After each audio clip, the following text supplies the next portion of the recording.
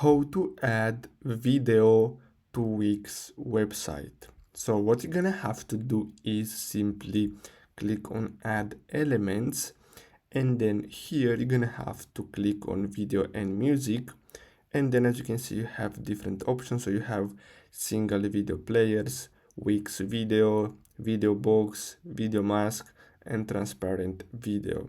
So you're gonna have to choose any of these. Now if you want, you can also upload videos from YouTube, Vimeo, Facebook, Dailymotion.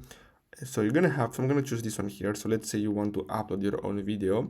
So simply click on that, then simply click on change video, and then you're gonna have the option to upload your video from your computer. Then you have some playback options. So you have the autoplay mode, plays in a loop. So basically that's all you have to do. I hope you found this video helpful. Thanks for watching.